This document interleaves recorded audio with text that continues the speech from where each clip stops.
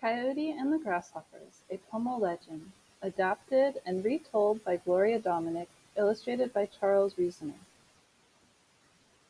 This is a story of long ago. Once there was a sparkling lake. The Pomos who lived in the grassy hills nearby called it Clear Lake. From its crystal waters the people fished and no one ever went hungry. In the waters of Clear Lake the beauty of the wide sky of the Great Spirit was reflected for all to see. But in time a drought fell upon the land. Little by little the waters of Clear Lake began to dry. The tasty fish died. The mud at the bottom of the lake turned to dust.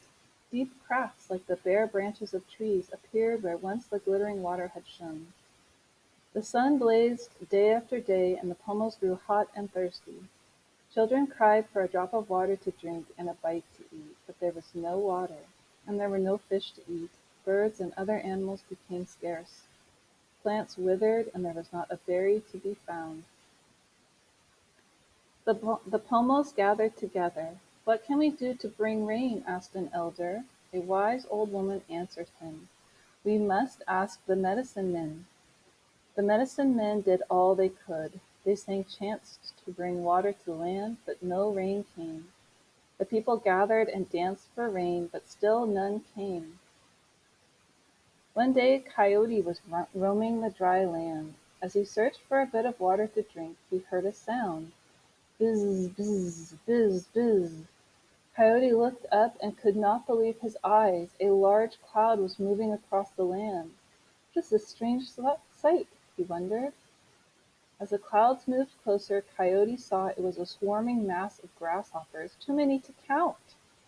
The chirping of the grasshoppers filled Coyote's ears with a loud buzzing sound. Coyote watched as the grasshoppers ate everything in their path. Each blade of grass disappeared as the insects passed over the hills. This made things even worse for the Pomos. Without the seeds from the grass, the people could not make the thick mush that was now their only food. Coyote could not understand why these terrible things were happening. "I will ask the Great Spirit what to do," he said. "Perhaps there is a way to help the Pomos, and to get a bit of water for myself." Coyote threw back his head to howl, but his throat was so parched and dry he could only make a small rasping sound. Still, the Great Spirit answered him. "Why do you call me?" he asked.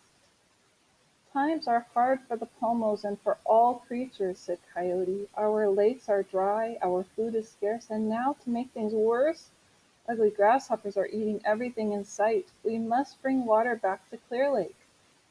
"I will tell you what to do," said the Great Spirit. "If you are hungry, eat your fill of grasshoppers.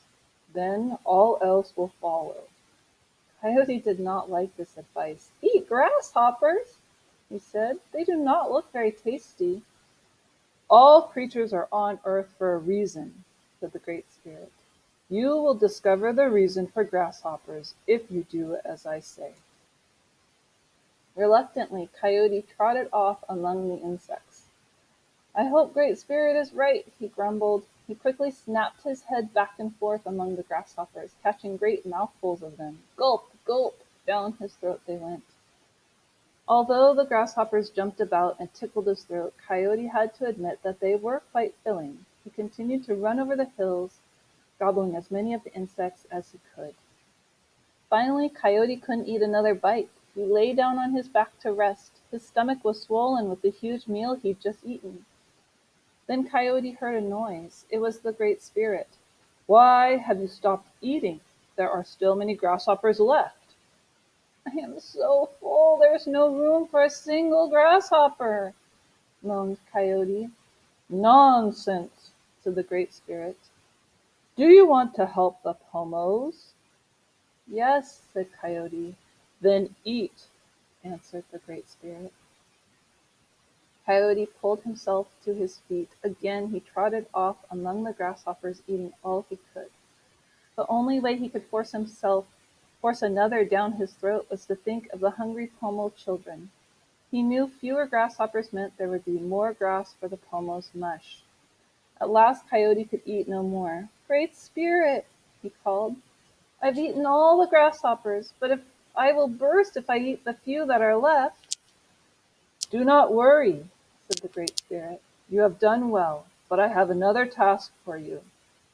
Coyote yowled in disbelief. He was so full he could hardly move. How could he possibly perform another task? Do you see the grasshoppers that you have not eaten? Asked the Great Spirit. Coyote nodded. Follow them, said the Great Spirit. Coyote was so full it was hard for him to get up. Finally he managed to sit. The last of the grasshoppers were moving in a line across the hills. With a weary moan, Coyote struggled to stand, but he could not. Again the Great Spirit spoke. Think of the hungry children. Coyote did. The thought gave him the strength to stand. He set off after the grasshoppers. To his surprise, they led him straight to the patch of dry dirt that used to be Clear Lake. Weary and still too full, Coyote was about to sink into a heap and take a long nap. Then he heard a small sound. Gurgle, gurgle. Coyote knew that sound. Could it be? Yes. In the middle of the dry earth that was once a lake, Coyote saw a tiny spring. The little bit of water made a happy sound as it bubbled out of the ground. Then Coyote heard a familiar voice. Do not stop now, said the Great Spirit. You have work to do if you are to help the Pomos. Dig as deeply as you can at the spring. I cannot, said Coyote. I am too full. Dig, urged the Great Spirit. Coyote slowly dragged himself to the spring. He took a small sip. The water tasted so sweet. Then he began to dig. He dug and dug and dug. The deeper he dug, the more water came out of the ground. It ran swiftly from the hole Coyote made, rushing and swirling to fill the bed of the lake. When at last the water stopped running, Coyote looked out upon a beautiful lake. Tired as he was, he ran to the villages of the Pomos, yowling and howling as loudly as he could. The villagers ran out of their huts when they all heard all the noise. Coyote continued to howl. Come see the lake, ooh! Coyote cried. Come drink the sweet, dear, clear water. But the people did not understand what he was trying to tell them. The wise men and wise women gathered. What is the matter with Coyote? They asked one another. Perhaps he has gone mad with thirst, suggested one. He is only begging for food, said another. But a small child saw the fullness of Coyote's belly and knew the animal could not be hungry. He listened again to the loud howling. Then the boy thought he heard the Great Spirit whispering in his ear. I know why Coyote is howling, the child said. He says the water has come back to Clear Lake. The Pummels ran excitedly to the lake. Coyote bounded along beside them. From the top of a hill, the people stopped and stared. The little boy's words were true. The waters of Clear Lake shimmered in the sunlight. The people drank and quenched their thirst. Coyote's heart was full of happiness at the sight. But then he heard a buzzing sound. The grasshoppers! In his excitement, Coyote had forgotten all about the few remaining insects. Again, Coyote heard the voice of the Great Spirit. I told you that all creatures have a purpose. Now you will find out the reason for grasshoppers. Chase the last of the grasshoppers into the lake. Coyote did as he was told. Yapping and snapping, he ran after the insects. The people watched in amazement. They had never seen Coyote act this way before. The grasshoppers jumped nearer and nearer to the water to escape Coyote's snapping jaws.